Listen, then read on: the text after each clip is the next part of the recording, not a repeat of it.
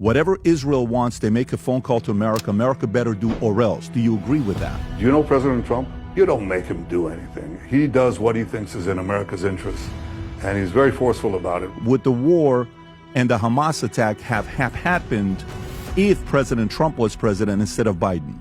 Probably not, but it's hard to say with these maniacs. I think Iran would have been more careful. I'm curious, did you know the president was going to be saying this? We're going to take over that piece, and we're going to develop it, create thousands and thousands of jobs. I'll bet you don't know this, Patrick. If America wants to come in and invest, that's a good thing. It's not a bad thing. So you would be okay if America takes over Gaza and it becomes something that we control. You'd be okay with that? Yeah, but it's an American choice. Our victory will be your victory.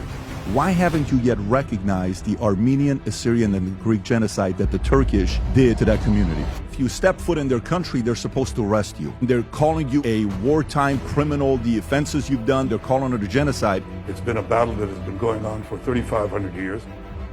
So I'll have to do what we have to do. We'll fight with our fingernails if we have to.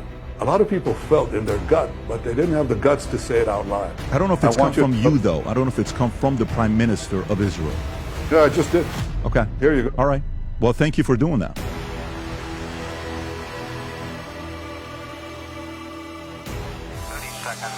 Did you ever think you would make it? I feel I'm so close, I could taste sweet victory. Know this life meant for me. Adam, what's your point? The future looks bright. My handshake is better than anything I ever signed. Right here. You are a one-of-one? My son's right about I don't think I've ever said this before.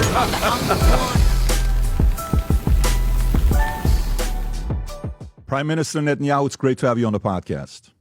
Good to be with you, Patrick. So I have a very simple open-ended question for you. Why are you doing this podcast tour? Well, number one, because I heard that you invited me. Number two, because I think it's a way to puncture the lies and the vilifications that are leveled at Israel. And I think that's part of we have a seven-front war with Iran and its proxies, but this is the eighth front, the battle for truth. So that's why I'm doing it.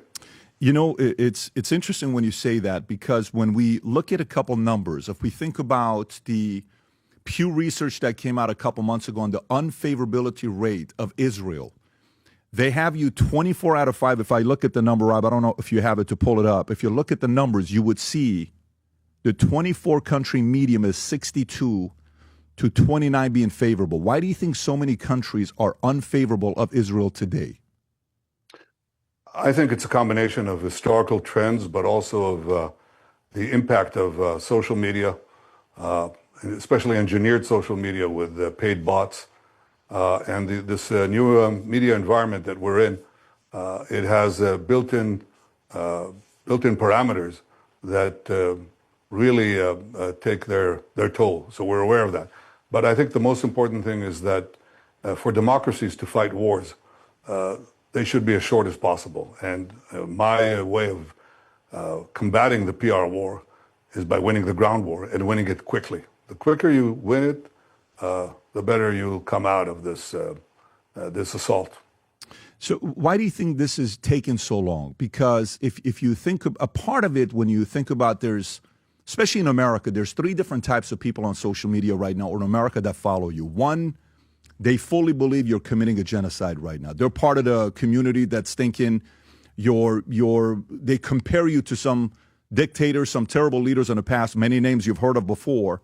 Some of them are blindly supportive of what you're doing, but there's the other community that's almost a little bit burned out, that's wanting this story to end. Obviously, it's tragic. You know, we're seeing what's going on. We're seeing all the stories, but why do you think this is taking longer than it's taking?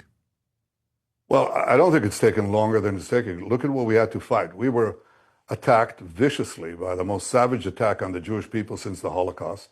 That's by Hamas on October 7th. I said on the second day of the war, when Hezbollah joined the fray, I said we're going to change the face of the Middle East, because it was clear to me, and it may be clear to you too, that we're fighting the Iran axis. Without Iran, I would say that all the axes, all the proxies collapse.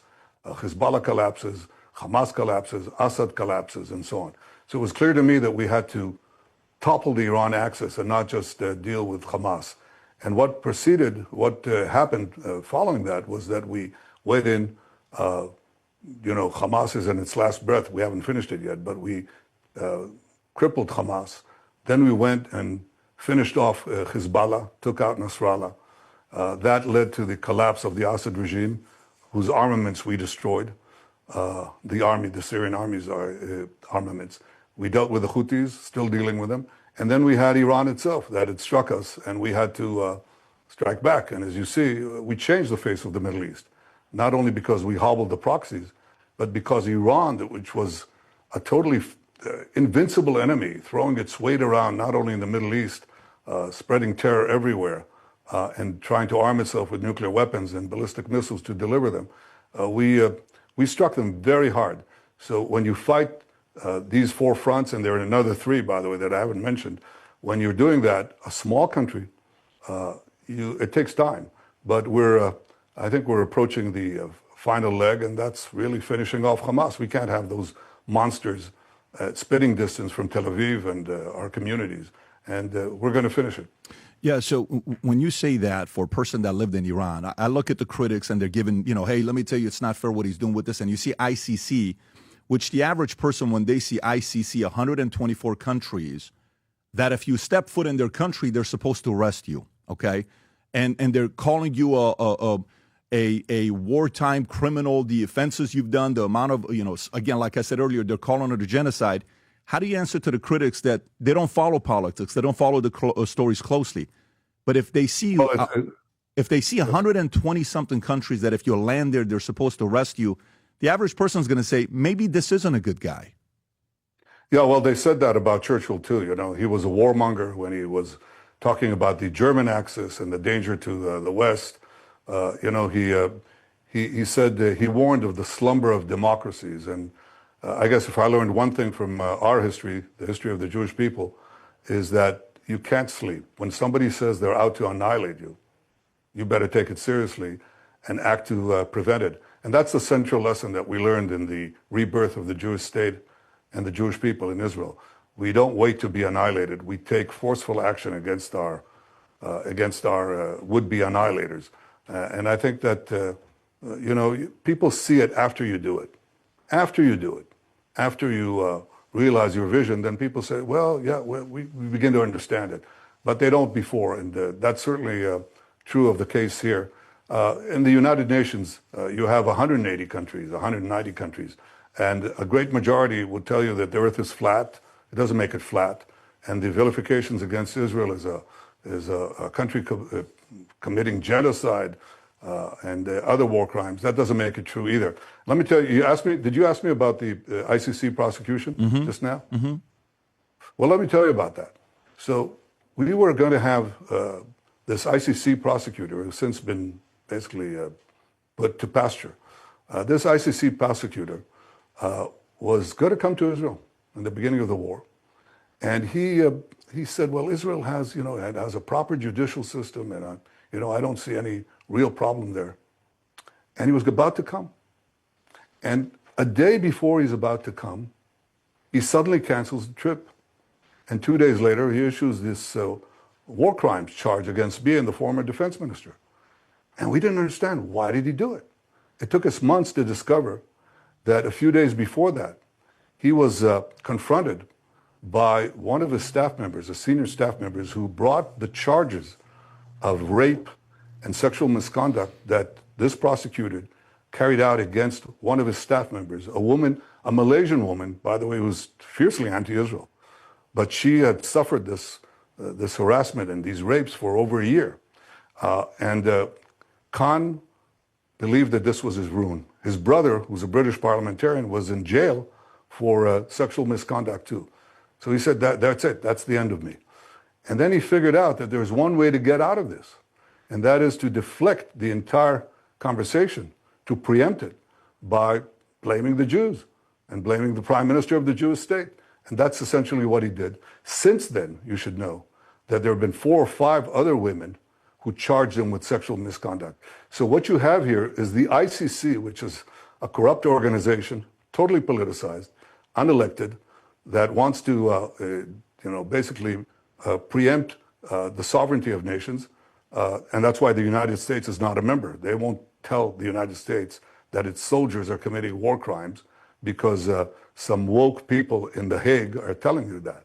This ICC, this corrupt ICC prosecutor, thought that he would escape justice by basically by condemning us. And that's what he's done. And I think a lot of countries are waking up to that. It's sort of embarrassing when your chief prosecutor is doing such a corrupt and heinous thing. But that's the ICC. I mean, President Trump has put sanctions on him. He's put sanctions on the judges who did this. I think he's just facing, that's what I like about him. He just cuts to the chase. This is a corrupt organization, a corrupt prosecutor, corrupt judges.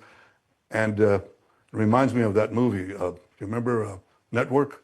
I think. Yes. He said, we're not going to take it anymore. And it's not just Israel, because if they target Israel and they say to a democracy defending itself against these savages, you can't defend yourself, then no democracy is safe, and America isn't safe. So I think that's come out. There is extraordinary vilification, extraordinary lies leveled at Israel, and they're meant to prevent us from exercising our right, our legitimate right of self-defense. They won't succeed. So if we talk about the legitimate right for you to defend yourself, you'll see the numbers. I'm a business guy. I'll see how this war has cost you roughly 120 to 130 billion dollars. Whether it's Hamas, Gaza, Iran, roughly 120 to 130 billion dollars. Reports that we read. Your debt to GDP ratio went from 60% to 75%. So some of the Americans, they're sitting there saying, yeah, we give you guys roughly 3.8 billion. For the war, America's given roughly $30 billion, which most of it was in weapons. But if you're going from 60 to 75%, how much longer can your economy or even the state be able to afford the war? Patrick, I'm going to have some good news for you. Please. I led as first as finance minister and then as prime minister, a free market revolution in Israel. And Israel became a wealthy country because we unleashed the genius in our population and innovators and just incredible capacity to produce products and services that service all mankind in medicine and communications. That cell phone that you're probably holding half of it is probably made in Israel. And the cherry tomatoes that you eat, they were made in Israel and so on. And medicines that you use, made in Israel. So Israel became a powerhouse, a juggernaut of innovation and enterprise. And it strengthened our economy. We went from $17,000 per capita to about $60,000 in a very short time. It's a tremendous success story. Now, here's the truth. This is something I just saw, a slide. I wish I had it here. Too bad. But the slide shows investments in R&D that a country receives from foreign sources. So number one is the United States, like huge. Number two, in absolute terms, now as we speak, today, is Israel, tiny Israel. The next country is Germany. It's 2/3 of Israel, and the rest of the Western countries fall further and further behind. So our economy is actually doing quite well, I should say, and it's amazing. And you're right to ask it. But there was an economic miracle in Israel, which I'm very proud to have led. And we just have this resilient capacity, both in our economy, but also in our fighting spirit. We've gone through the Holocaust, and I'm committed, as are my people, to prevent a second Holocaust that Iran was planning. And that's what we've been doing in this war. It's taken this long because we had to break this noose of death that Iran was going to put on us in their plans to conquer the Middle East, in their plans to then proceed to Europe, and in their plans to then proceed to America. They say death to America. We're just standing in their way. And boy, did we stand in their way. So I guess the question to kind of move on from this one, do you see yourself, if you're saying the war is not going on for too long, if this thing takes a couple more years, do you see yourself getting to a point that you're going to need to the American taxpayers and need more money and support, or are you able to sustain the expenditure that you have right now? Yeah, I think we've organized that, and we're perfectly able to do that. I want you to know one other thing. I think Israel is different from your other allies. We spend an inordinate amount of our GDP, inordinate amount, to defend ourselves. I think one of your senators said something very true. He said, if we had in Israel, next to in Afghanistan, or if we had another Israel there, we wouldn't have spent $1 trillion or trillions of dollars. Israel is receiving and is very grateful for the American military assistance at about $3.8 billion a year, and 80% of it is spent in the United States. That's the deal. So it helps American industries. But we also produce these incredible weapons that we share with the United States. We produce intel that is invaluable for the United States. You're familiar with the Five Eyes, Patrick? You know what that is? You know all these countries that are part of the American intelligence system? Well, there's a sixth eye, Israel. It's a very powerful eye, and we share our intel with the American intelligence services, and that's why the bond is so strong. It's not only a bond of values of our common Judeo-Christian civilization, and it is really a war of civilization against the barbarians that we're fighting, but it's also a bond of utility, of great success. That partnership is very, very strong. I know it's challenged all the time, but it's very, very strong. And you should talk to some of the people in the higher places in the Pentagon. I wish you could talk to the people who share our intelligence or the weapon systems that we share. I think that you'll discover that they appreciate, as we appreciate enormously what America gives to us, and they appreciate what Israel gives to America.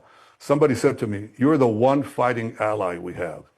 You don't ask us to put boots on the ground. You don't ask us to fight your wars, although President Trump did a great thing by joining in that precise strike that he did. Didn't just start World War III. It didn't bring thousands of American troops on the ground in Iran, but it did. It was a magnificent addition to our brave soldiers. So I have to tell you, I think it's a partnership that is going to go on for a long, long time. As far as I'm concerned, for all time.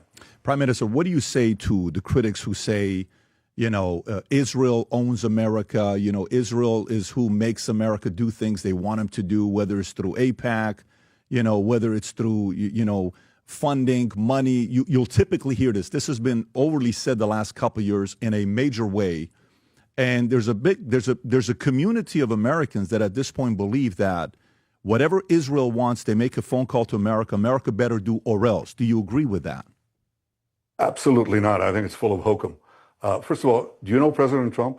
I mean, sort of, I've known him for many years. Sure. Okay.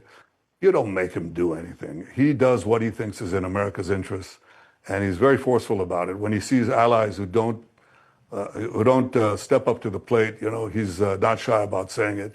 And we have a different relationship altogether. It's not one of coercion or manipulation. It's one of common interests and common values. And I think that people understand that because Israel is different. It really is. We know that we have to fight for ourselves, and we do. But when we fight for ourselves, we fight for you too. Because we fight Iran. Iran tried to murder President Trump not once, but twice. Iran killed and wounded thousands of Americans with their IEDs, explosive devices, in Iraq and Afghanistan. Iran killed 241 Marines in Beirut. They bomb your embassies. They burn American flags. They have mobs chanting, "Death to America, death to America." So when we fight Iran, we're not just fighting our war, we're fighting your war. But we are fighting that war here in the Middle East. And let me tell you what would happen. And as someone who had been in the Middle East as a child, I think you can appreciate this. It's not only we who are threatened by Iran. It's our Arab neighbors too. They know that Iran wants to conquer them, pillage their oil fields, take over the Middle East, the maritime routes that control world trade. So they know that. But if you look at who's actually fighting Iran, it's Israel. It's Israel, our brave soldiers, our incredibly brave soldiers. And this tiny country, President Trump asked me, how do you guys do this? I mean, you're such a small country, we're the size of New Jersey, bigger than Rhode Island, but that's it. We're slightly smaller than New Jersey, and we take on this enormous empire with all its proxies, this anti-American empire that threatens to kill the president and chants death to America. How do you do this? And I said, well, you're like an enormous lion, almost like a prehistoric saber-toothed tiger. You're enormous. We're not. But we are, we're the, the badger, this little animal. Absolutely. Badger. And you see a badger being, some tiger or lioness is trying to kill it, and it sort of turns around. It has very sharp teeth, and it knows how to go to the weakness points, to the points of vulnerability of the enemy. And you see these things. I watch NGO Wild when my wife lets me because she likes to watch cooking shows. Okay, so late at night after we have this argument, we settle on some compromise, and on NGO Wild, I see these films of this badger, this tiny creature, it's about this big, taking on a lion, and the lion runs away. So Israel is the badger of the international scene. It has the fortitude, the will to fight our enemies because of our history. Because for so long we didn't have a state, we didn't have an army, we didn't have the ability to defend ourselves, which culminated in this crescendo of massacres that culminated in the worst massacre of them all, the Holocaust, in which a third of our people were annihilated. We have that in our bones, in our hearts, in our soul, and we fight. And that's I think President Trump would like to see more Israels around the globe, because everybody who says, America first, I can respect that, but I don't think they want America alone. And if you can have allies that actually share your values and fight for them in various parts of the world, and especially in the Middle East, with Iran trying to take over the world, I think that's a valuable addition. So, it'll take time for this to sink in, but it will sink in. Yeah, the topic of America first, it's become a little bit more clear where people are being put in different groups, America first and America only, and that debate's going on right now, which is a great debate. I actually like listening to both sides make their argument. Well, you said, do you think President Trump is a type of a man that you can get anything you want and make him do what he wants? I don't think President Trump is. But I do think Biden and others are. So the whole criticism of the fact that Israel, whatever they want, they can call America and have favors being done, I would agree with you on Trump, but with Biden. So maybe a question that I don't think has been asked yet. Putin was asked 2 weeks ago if the war between Ukraine and Russia would have happened under Trump. He said, no, it wouldn't have happened. So for you, would the war and the Hamas attack have happened if President Trump was president instead of Biden? I don't know. It's a good question, but you said something about Biden that I should just point out the facts. In fact, President Biden supported us in the beginning of the war after this horrific massacre, and he came here, and I very much appreciate it. But as the war progressed and the vilifications of Israel, the distortions on the media began to pile on, he began to take a different course. And when we were just 2/3 of the way, 3/4 of the way in Gaza, I said we have to go into that last position that they had, where they had organized battalions. It's in a city called Rafah, in the southern part of the Gaza Strip. And he said, don't go there. And he said, if you do go there, I'll smack an embargo on you.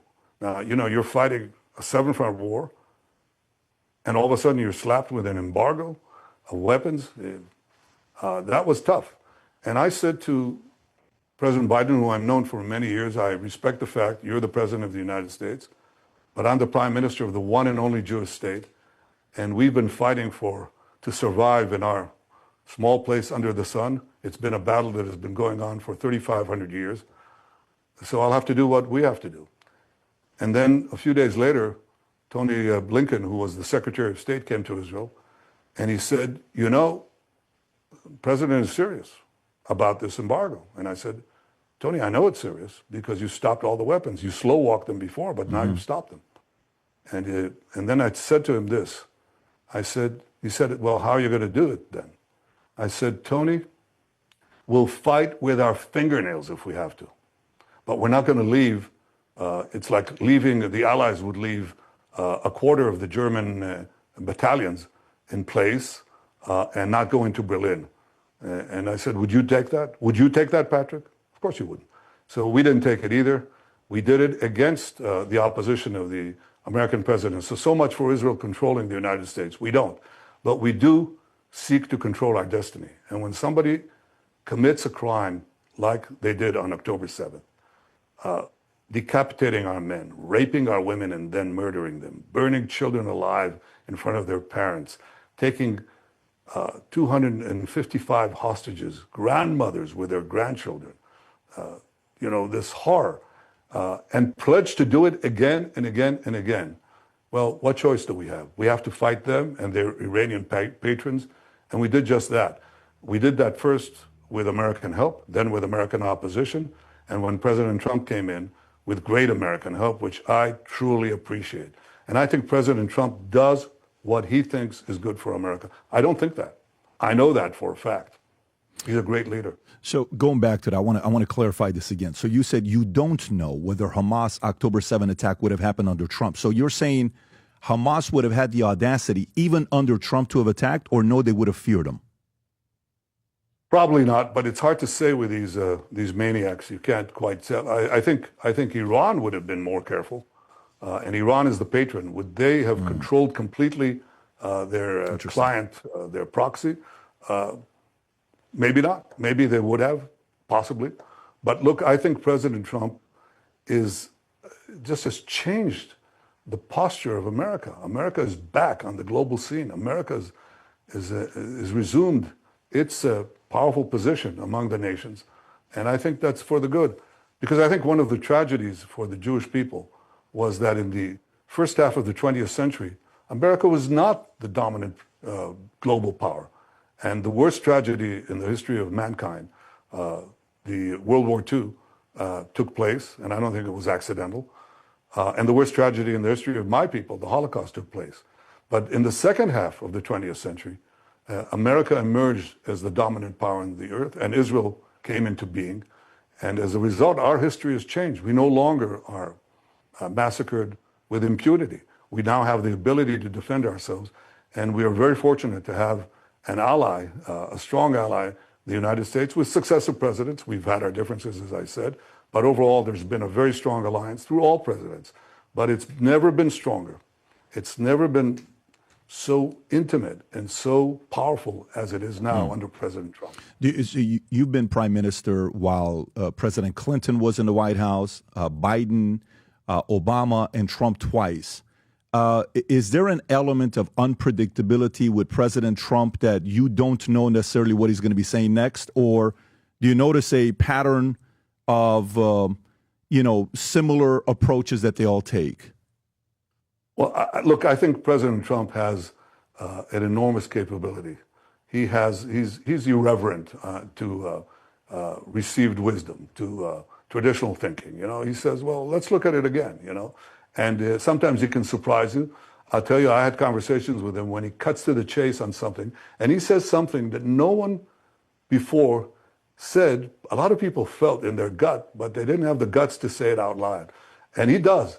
And I find that very refreshing. And also, I think that unpredictability is not a bad thing to have. Not a bad thing to have with sometimes with your allies, and certainly with your enemies. I want to show you this clip. This is a clip of you and the president. You guys are standing right next to each other, and you give a look that you almost didn't know he was going to say this. And this is just personally for myself. I'm curious, did you know the president was going to be saying this? Go ahead and play the clip, Rob. As far as Gaza is concerned, we'll do what is necessary. If it's necessary, we'll do that. We're going to take over that piece, and we're going to develop it, create thousands and thousands of jobs, and it'll be something that the entire Middle East can be very proud of.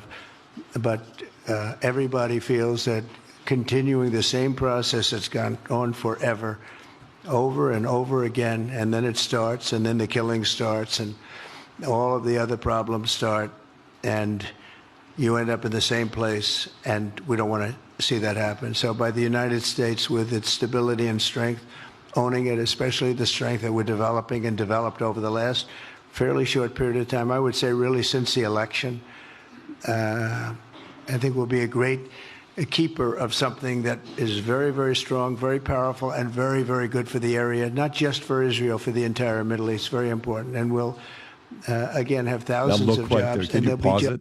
You gave a look where you weren't expecting the president to say that, as if it's going to be our land. Were you surprised by what the president said here? No, actually I wasn't. But I can tell you that he said something else there. He said, and that had surprised the world.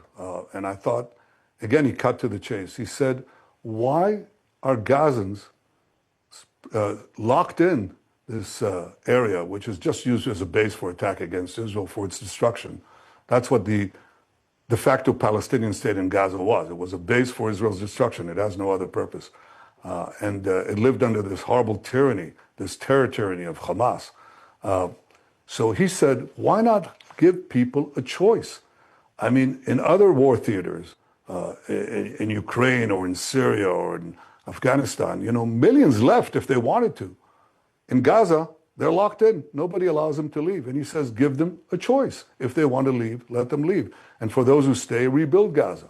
I thought that was actually a very sensible thing. And it's not our goal now to depopulate Gaza and all these other nonsenses that people say. Our goal is to free Gaza, free it from Hamas, free it from Hamas tyranny and terror. And we now have Gazans. I'll bet you don't know this, Patrick. We now have Gazans fighting Hamas. And they say, thank God you're here. They didn't dare do that until the final stages of this war, which we're in now, because they know that they won't be slaughtered. So they actually fight Hamas. They fight these monsters. They call them monsters. And they're joining up with Israel. And I think that's a sign of hope, because we can have, once we finish off Hamas, Gaza can have a different future. Israel and Gaza can have a different future. And as far as I'm concerned, if America wants to come in and invest, that's a good thing. It's not a bad thing. So you would be okay if America takes over Gaza and it becomes something that we control. You'd be okay with that? Yeah, but it's an American choice. I don't want to get into that. But you would be okay with that. So even if America chooses, look, I'd be okay with any governance that civilian governance in Gaza that doesn't teach its children to annihilate Israel, doesn't pay terrorists. That's what not the Hamas do only. It's what the Palestinian Authority, the other side of the Palestinian people does. They pay terrorists. The more Jews they kill, the more they pay them, and doesn't launch terrorists. There are several ideas how to do that. But I think that America's help here is indispensable. Yeah, that would be very interesting, because if all of a sudden that becomes U.S. territory, and U.S. now has interest in making sure there's not chaos there, that could actually be very effective for a lot of people in the community. I lived in Iran for 11 years, and maybe this is a transition. I got 3 other topics I'd like to talk to you about. Is when I lived in Iran for 11 years, I was born in 78. The Shah was leading Iran, Mohammad Reza Shah Pahlavi.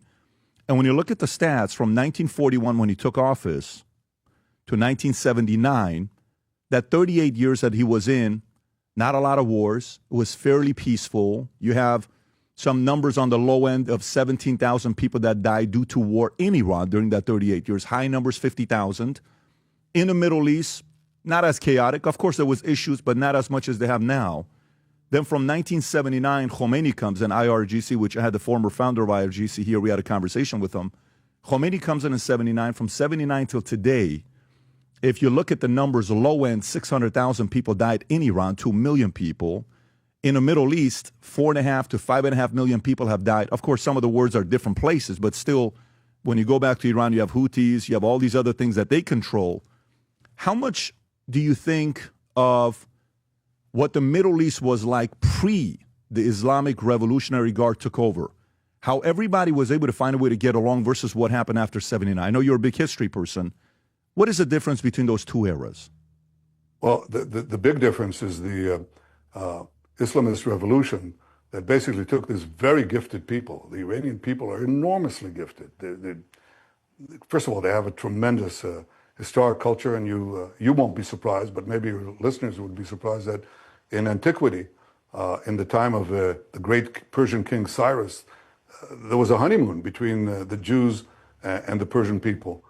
And that relationship actually continued in modest ways, but in significant ways under the Shah. When the Shah went down and these theological thugs took over Iran, they basically said, our goal, that's in their constitution, is to export the Islamic revolution worldwide.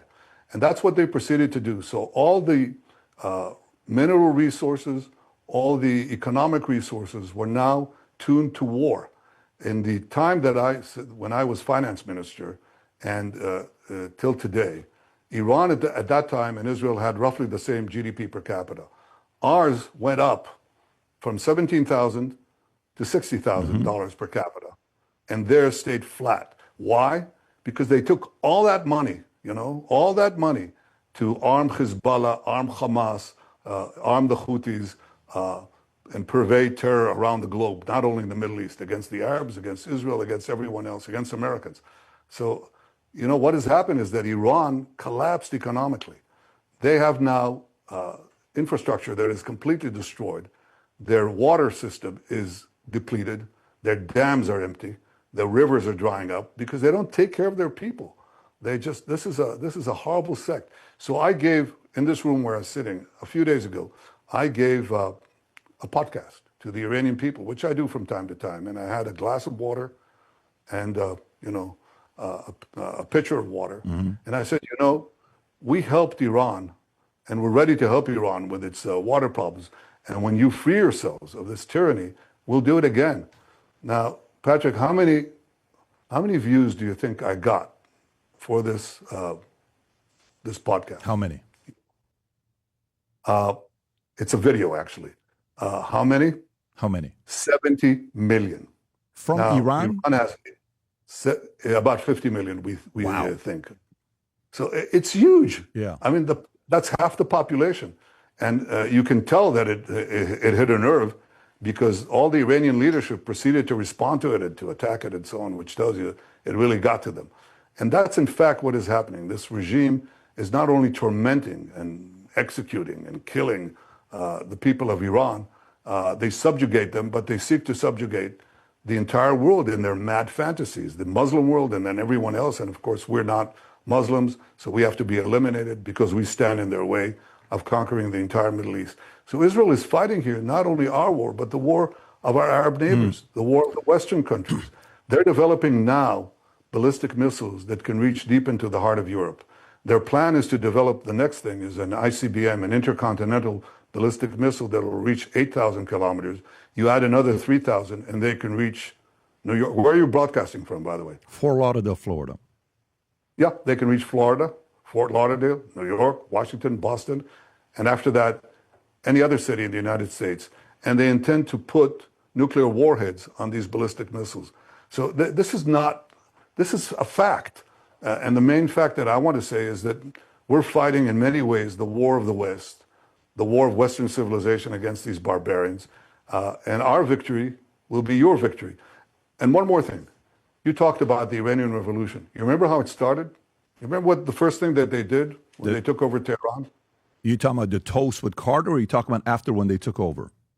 Well, they took over, and then they took the American embassy and held some 50 hostages. My aunt was in the embassy. Absolutely, yes. So this regime began by taking hostages. And what do their proxies do today? They take our hostages for extortion. They take our hostages. I liberated 205 out of 255. We still have at least 20 alive and about 30 dead, and we intend to get all of them. And that's what we're fighting for now. But it just tells you what the nature of this regime and its proxies is. It's anti-West, anti-America, anti-Western civilization. It's not good to be a Christian. It's very bad to be a Jew in Iran. And it's very bad to be either one of those in any part of Iran's proxies. Right. I wish we had a couple hours to talk about Iran because I have a lot of interest in that topic with you. But I do want to get to the last question I have with you. This is the one challenge I personally have. My audience is not going to be that interested in this story except for people from my community. The Holocaust has been recognized by 193 different countries, right? Everybody around the world. And in some countries, if you denied, you could do jail time. Many countries, you can do jail time a year or 5 years. But for anybody that doesn't recognize Armenian Assyrian genocide, if there's any country that I would have expected to be on the list that recognized the Armenian and the Assyrian and the Greek genocide, it would be Israel. Why haven't you yet recognized the Armenian, Assyrian, and the Greek genocide that the Turkish did to that community? In fact, I think we have, because I think the Knesset passed a resolution to that effect. I don't know if it's come from you, though. I don't know if it's come from the Prime Minister of Israel. Yeah, I just did. Okay. Here you go. All right. Well, thank you for doing that. Thank you for doing that. I appreciate you. That's important to me. And I'm sure a lot of Armenians, Assyrians, and Greeks around the world appreciate you saying that. Prime Minister Netanyahu, thank you so much for your time. I wish we had more time together. Maybe next time it'll be a sit-down with a couple hours where we don't have to go. I know you have a cabinet meeting to go to. Again, I appreciate you for your time today. Thank you, Patrick, and I'd love to talk to you again.